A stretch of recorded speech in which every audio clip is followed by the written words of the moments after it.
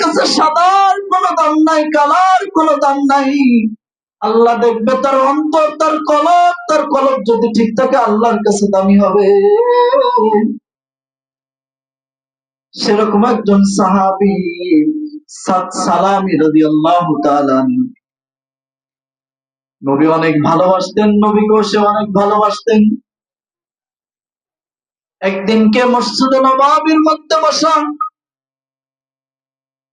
নবী করিম সাল্লাল্লাহু আলাইহি ওয়াসাল্লাম দেখেন সাদ সালামের মন খারাপ। ডাক দিয়ে বলেন, ও সাদ, তোমার মন খারাপ, তোমার কি হয়েছে তুমি বলো।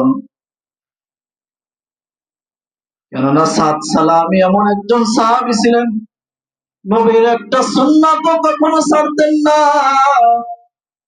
নবী যখন যেটা বলতেন তখন সেই সুন্নাতটা তিনি পালন করতেন।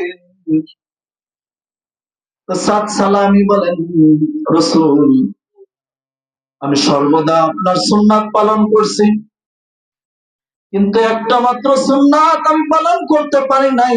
আমার ভয় লাগে, আমার আশঙ্কা হয় যদি এই সুন্নাতটা পালন না করে আমি আল্লাহর কাছে চলে যাই, আর কিয়ামতের দিন আল্লাহ যদি বলেন, ও সাদ, একটা মাত্র সুন্নাত তুমি পালন করো নাই, কেন পালন করো নাই বলো। কেননা নবীদের 4টি সুন্নাতের মধ্যে অন্যতম একটি সুন্নাত ছিল বিবাহ করা। এটা সুন্নাত না, সমস্ত পয়গম্বরদের সুন্নাত ছিল। আর নিকাহ, আর নিকাহ মিন সুন্নতি ফালান রাদিবা আন সুন্নতি ফালাইসা মিন্নি। এই বিবাহ করা সমস্ত পয়গম্বরদের সুন্নাত ছিল। তো সাদ সালামি রাদিয়াল্লাহু তাআলা আনহু বলেন, রাসূল, আমি তো এখনো বিবাহ করি না, আমি কালো, আমি কুশ্চিত, কিন্তু আমার কাছে সম্পদও নাই, অট্টালিকাও নাই, কে আমার কাছে তার মেয়েকে তুলে দেবে, এরকম লোক তো দেখি না। নবী করিম সাল্লাল্লাহু আলাইহি ওয়াসাল্লাম বলেন, সাদ, শোনো, তুমি কি বিবাহ করবে বলো। সাদ সালামি রাদিয়াল্লাহু তাআলা আনহু বলেন, আল্লাহ রাসূল, আমি বিবাহ করতে চাই, আপনার সুন্নাতটা আমি পালন করতে চাই। নবী করিম সাল্লাল্লাহু আলাইহি ওয়াসাল্লাম একটা চিঠি লিখলেন। ওই জামানার একজন প্রভাবশালী তার মেয়ের কাছে, মানে ওই প্রভাবশালী লোকের কাছে চিঠি লিখলেন। সাদ সালামিকে বললেন, এই চিঠিটা নাও, অমুক জায়গায় অমুক ব্যক্তির কাছে এই চিঠিটা দেখাও, দেখানোর সাথে সাথে একটা ফয়সালা তুমি পেয়ে যাইবা। সাদ সালামি রাদিয়াল্লাহু তাআলা আনহু চিঠিটা নিয়ে বহুদূর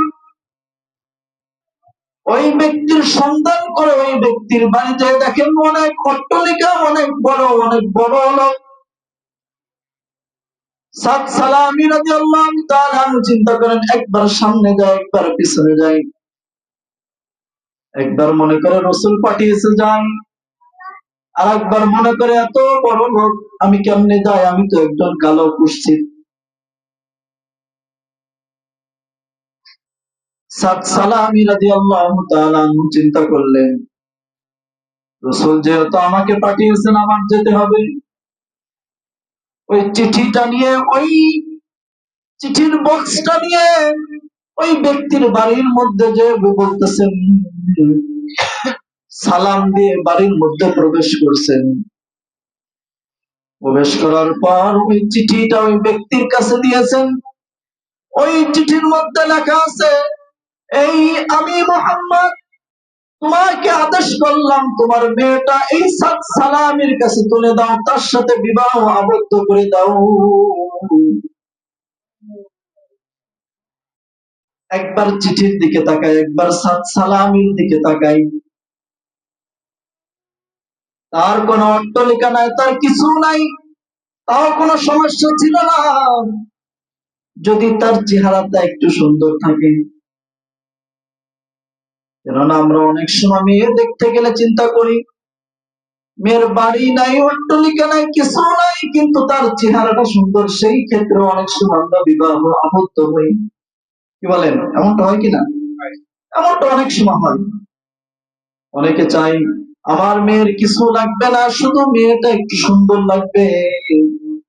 যখন বিবাহ করে তখন মেয়েকে পিসাব দেয়, মেয়ে বাড়ি থেকে এই আনো তাই আনো, হাদিয়া আনো আমার জন্য। কি হাদিয়া? একটা মোটর সাইকেল, একটা গাড়ি, একটা এসি, হাদিয়া। আমাদের সমাজটা এমন হয়ে গেছে, বিয়ের আগে বলে কিচ্ছু লাগবে না, এক শুধু মেয়েটা আমাদের হাতে তুলে দেবেন, আর কিছু লাগবে না। 2 দিন নয় যাইতে এই কোটা শ্বশুর বাড়ি থেকে কি আনলি, জামাইরে কি দিল? কিছুই তো দিল না, আর খালি হাত।